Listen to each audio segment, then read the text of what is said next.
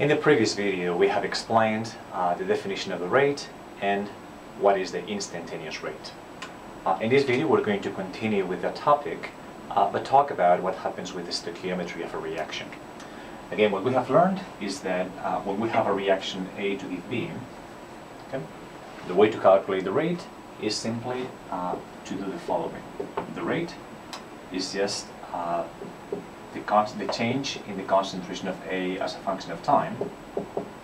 Okay, and the same thing would happen for products. Here, the only difference between these two rates is that the one where you have reagents is negative, and the one where you have products is positive. You have a negative sign right here, and here you have a positive sign, and that is to make these numbers both be positive.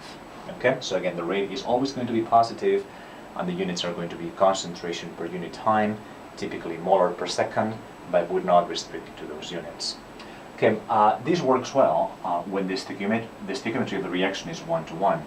But what happens when the stoichiometry of the reaction is 1:2? Okay, for example, okay, suppose that you have a reaction in which a molecule A breaks down into 2 molecules of C. Well, suppose that you start with say 0.1 molar of A and no concentration of C.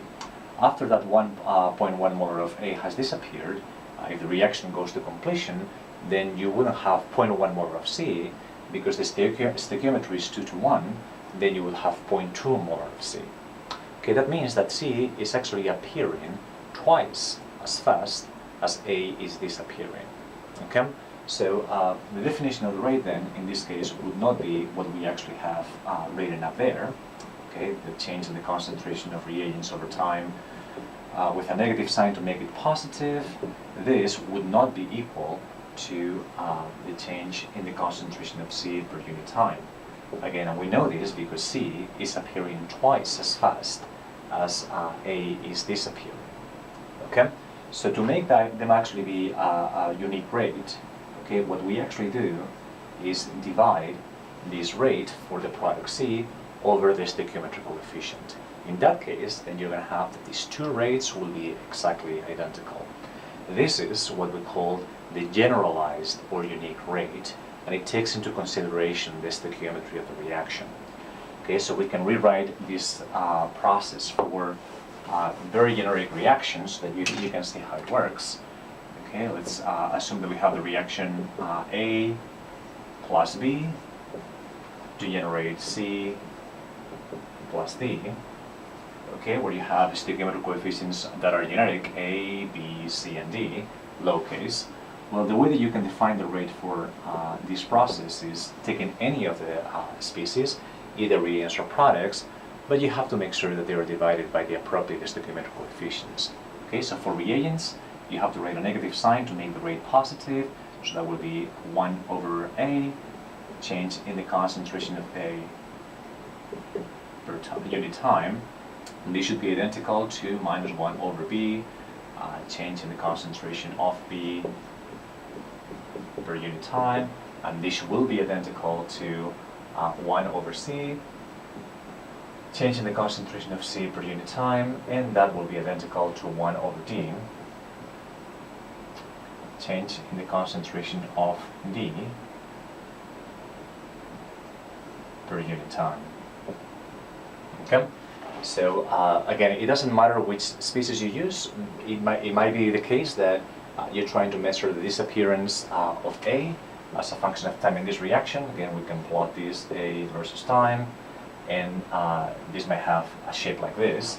And you're choosing A because A happens to be a substance that absorbs in the UV-vis. So it's really easy to take the UV-vis spectrum of A, and then through the Beer-Lambert law, try to figure out what the concentration is, and then map it as a function of time, and then you can get the rate.